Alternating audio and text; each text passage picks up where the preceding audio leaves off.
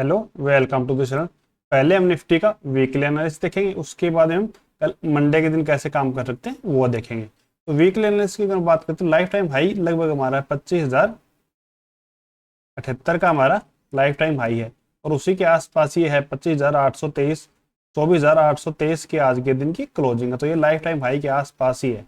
तो अभी क्या हो सकता है वीकली के हिसाब से, या तो ये एन पैटर्न बनेगा, इस हिसाब से अपसाइड में इसको ब्रेकआउट दे देगा। तो 25,030 से ऊपर भी निकलता तो हमारा यहाँ पे ब्रेकआउट यहाँ पे स्टार्ट हो जाएगा। ये नहीं कि 25,080 का ही वेट करेंगे, क्योंकि ये 25,000 एक राउंड लेवल, अगर 25,000 से ऊपर निकलता है, 30 से भी ऊपर, तो फिर 25,080 का कोई रेजिस्टेंस की तरह काम नहीं करेगा और ये इसको अपसाइड में ब्रेक कर देगा। दूसरा कारण ये भी है कि हम 5 मिनट के चार्ट के ऊपर हम देखेंगे तो पिछले 2 दिन से एक रेंज के अंदर ही है। तो अगर ये अपसाइड में ब्रेक करता है तो यहाँ से एक अपसाइड में मूवमेंट हमें अच्छा देखने को मिल सकता है, जो नेक्स्ट वीक के अंदर लगभग 500 पॉइंट तक भी अपसाइड में यहाँ पे जा सकता है। दूसरा, अगर ये यहाँ से देखो अपसाइड में जा रहा है, ये थोड़ा रिवर्सल आया, फिर अपसाइड में गया, फिर यहाँ से वापस नीचे की साइड आता है, तो ये हो सकता है यहाँ पे एम पैटर्न भी बन रहा हो। इनमें से एक पैटर्न बनेगा, या तो ये एन पैटर्न बना के अपसाइड में निकल जाएगा, या फिर यहाँ पे ये एम पैटर्न बना के नीचे की साइड में आ जाएगा। ज्यादा दिन तक यहाँ पे वेट नहीं करेगा, ये नहीं कि नेक्स्ट वीक भी यहीं पे वेट कर जाए। तो चांसेस यही है कि किसी भी साइड में इसको ब्रेकआउट देना हो, या तो अप साइड में निकल जाएगा या फिर ये वापस यहाँ से नीचे की साइड में आ जाएगा नेक्स्ट वीक के अंदर। अभी ये ज्यादा दिन यहाँ पे वेट नहीं करेगा। तो हमारा ट्रेड का क्या इसके अंदर रहेगा वो हम देखते हैं। तो हम 5 मिनट चार्ट के ऊपर चल के देखेंगे हमें ट्रेड का प्लान कैसे करना है।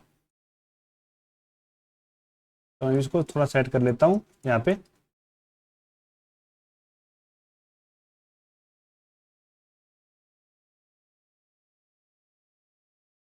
अगर हम 5 मिनट चार्ट को अगर हम यहाँ पे देखते हैं, तो मैं जो आपको बता रहा हूँ पिछले 2 दिन से निफ्टी एक रेंज के अंदर ही है। यहाँ पे अगर देखोगे तो इसका हाई लगभग, ये हम इसका हाई मान सकते हैं कि सबसे ज्यादा यहाँ पे है जो 24,850 का है। नीचे साइड लो की अगर हम बात करें तो ये हमारा लगभग लो रहेगा, क्योंकि ये इससे नीचे की अगर हम बात करें तो देखो एक बार यहाँ पे निकला है, तो यहाँ पे थोड़ा अपसाइड में यहाँ पे निकला, ये थोड़ा यहाँ पे निकला, तो ये ज्यादा टाइम तक यहाँ पे रुका नहीं, कोई भी कैंडल यहाँ पे क्लोज नहीं दी इससे नीचे। तो मतलब पिछले 2 दिन से 50 पॉइंट की रेंज के अंदर ही है। तो ऐसा बहुत कम होता है कि मार्केट ज्यादा दिन तक एक रेंज के अंदर रह जाए। इसको या तो फिर ये अपसाइड में ब्रेक कर देगा या फिर नीचे की साइड में ब्रेक कर देगा। एक साइड में मार्केट को जरूर जाना है। मंडे के दिन ये नहीं हो सकता कि इसी के अंदर रेंज बना देगा। तो हमारे ट्रेड का प्लान क्या रहेगा, अगर मंडे के दिन फ्लैट ओपन होकर नीचे की साइड में ब्रेक करता है तो हम यहाँ पे पुट की पोजिशन की ट्राई करेंगे। अगर अपसाइड में निकलता तो हमारा ये एन पैटर्न यहाँ पे बनेगा। तो फर्स्ट टारगेट अगर हम 850 से ऊपर ही ट्रेड ले लेते हैं तो फर्स्ट टारगेट हमारे 25,030 तक के रहेंगे। अगर 25,030 को भी क्रॉस कर देता है तो फिर हम 25,470 तक के हमारे यहाँ पे टारगेट हमें देखने को नेक्स्ट वीक के अंदर ही हमारे को मिल सकते हैं, जो हमारा पोजिशनल टारगेट रहेगा। अगर हम इंट्राडे की बेस पे लेंगे तो लगभग हम 25,030 के ऊपर इसको बुक कर लेंगे। नीचे की साइड में अगर इससे निकलता है तो ये जो सपोर्ट है कि अगर हम डे के हिसाब से ट्रेड करेंगे तो लगभग हमारा यहाँ पे 50 से 70 पॉइंट का टारगेट रहेगा। अगर इसको भी नीचे की साइड में निकलेगा तो फिर हमारे टारगेट और थोड़े बड़े हो जाएंगे। वो भी चलो हम देखते हैं कि नीचे की साइड में और हमें बड़े टारगेट कहाँ तक देखने को मिल सकते हैं। तो इससे पहले अगर हम देखेंगे तो यहाँ पे देखो ये एक रेंज बनी थी ऐसे ही, फिर इसको अप साइड में ब्रेक कर दिया था, फिर यहाँ पे अभी ये रेंज बन रही है। तो ये हो सकता है कि इसको नीचे की साइड में ब्रेक करेगा तो इस रेंज के लो तक भी हमें देखने को मिल सकता है। जो इसका लो है वो है 24,650। तो इस रेंज के लो तक भी हमें मंडे को दिन भी हमें देखने को मिल सकता है। दूसरा, अगर गैप डाउन ओपन होता तो हमें क्या ट्रेड का प्लान करना, अगर गैप डाउन भी ओपन होता है तो फिर हमें पुट की ट्राई करनी है, नहीं कि कॉल की। और गैप ओपन होता है और छोटा मोटा रिवर्सल मिलता है हमें 850 के आसपास, तो हमें यहाँ पे कॉल की ट्राई करनी है, कोई भी पुट की ट्राई बिल्कुल भी नहीं करनी है इस हिसाब से। अभी चलो हम बैंक निफ्टी को देख लेते हैं कि बैंक निफ्टी के अंदर हम कैसे काम कर सकते हैं। तो बैंक निफ्टी का भी चार्ट सेम बन रहा है, लेकिन अगर वीकली का थोड़ा देखेंगे हम बैंक निफ्टी का, तो यहाँ पे थोड़ा अलग बन रहा है। निफ्टी एकदम से बुलिश है, लाइफ टाइम हाई के पास में, लेकिन ये इतना लाइफ टाइम हाई के पास में नहीं है बैंक निफ्टी। बैंक निफ्टी को अगर हम यहाँ पे देखेंगे तो ये थोड़ा सा इसका हाई लगभग ये है और इससे काफी ये नीचे है। तो बैंक निफ्टी थोड़ा नेगेटिव साइड में ज्यादा दिख रहा है कि अगर यहाँ से नीचे निकलेगा तो ये हो सकता है यहाँ से इस हिसाब से पैटर्न बना दे और ये नीचे की साइड में हमें देखने को मिल जाए। दूसरे अप साइड में निकलेगा तो भी हो सकता है, लेकिन यहाँ पे इसके रेजिस्टेंस बहुत रहेंगे, यहाँ पे ये रेजिस्टेंस, ये रेजिस्टेंस, ये रेजिस्टेंस।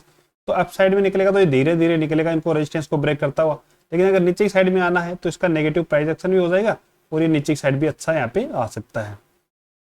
तो इस हिसाब से ये यहाँ पे देखेंगे दो हमारी हैमर कैंडल भी बनी है, ये अप साइड में एक कैंडल क्लोज भी दी है, डोजी कैंडल एक क्लोज दी है।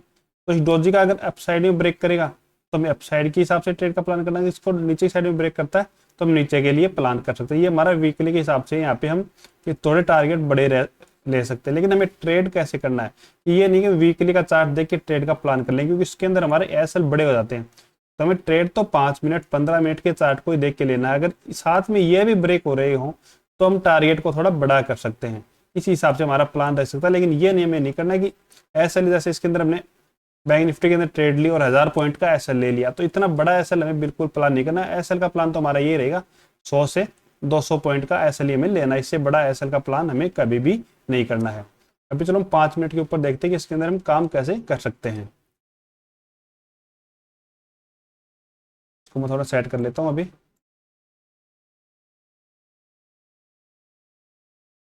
यहाँ पे भी अगर हम देखेंगे तो ये भी एक रेंज के अंदर ही है, इससे पहले अपसाइड में मूवमेंट आया, फिर ये एक रेंज बना रहा है पिछले 2 दिन से, तो ये भी 2 दिन से रेंज के अंदर, इसके अंदर भी हमारा ये रहेगा अगर अपसाइड में निकलता है तो ये 51,050 या फिर 51,100 तक भी हम इसका वेट कर सकते हैं, क्योंकि 51,000 का एक राउंड लेवल भी है। तो 100 से ऊपर निकलेगा तो नए जो पुट सेलर हैं वो एंट्री करेंगे और मार्केट को अपसाइड में लेके जाने के चांसेस ज़्यादा है। दूसरा नीचे की साइड में निकलता है तो ये जो एरिया है 50,850 से अगर नीचे निकलता है तो फिर हम यहाँ पे पुट की ट्राई कर सकते हैं, या फिर हम अगर सेलर हैं और वीकली के हिसाब से हमें अगर सेलिंग करनी है तो इसके हाई का ऐसा लगेगा, मतलब 300 पॉइंट के आसपास का हमारा यहाँ पे ऐसा रहेगा। ये मैं वीकली के हिसाब से बता रहा हूँ, इससे ऊपर की हम कॉल को सेल करके रख सकते हैं जो सेलर हैं वो, न कि बायर कभी भी ये गलती ना करे कि इसको नीचे साइड में ब्रेक कर रहा है और मैं ओटीएम ऑप्शन को बाई करके उस होल्ड कर लूँ। अगर आप ऐसा करोगे तो डिक्की के कारण आपको कोई भी अच्छा प्रॉफिट यहाँ पे नहीं मिलेगा। क्यों नहीं मिलेगा? क्योंकि डिक्की आएगा, चलो आपने बाई कर लिया यहाँ पे 50,000 की पुट को आपने बाई कर लिया और लास्ट टाइम तक वो कि आ भी गई, चलो वीक की लास्ट टाइम तक वहां तक भी चली गई, लेकिन डिक्की के कारण आपको कोई भी प्रॉफिट यहाँ पे नहीं मिलेगा, क्योंकि वो जीरो, लास्ट में उसको जीरो ही होना है। इसलिए आप अगर ऑप्शन सेलिंग करते हैं तो आप ओटीएम ऑप्शन को सेल कर सकते हैं, लेकिन कभी भी बाइंग का ज़्यादा प्लान न करें ओटीएम के ऊपर। अगर गैप अप ओपन होता है बैंक निफ्टी तो फिर हमें बुलिश ही देखना, कोई डिप मिले तो भी अच्छी बात है, या फिर कोई पॉजिटिव प्राइस एक्शन बनाए तो भी हम अपसाइड के लिए ट्रेड का प्लान करेंगे। दूसरा, अगर गैप डाउन ओपन होता है तो हमें पुट की ट्राई करनी है, कोई भी कॉल की ट्राई नहीं करनी है। Okay, thank you.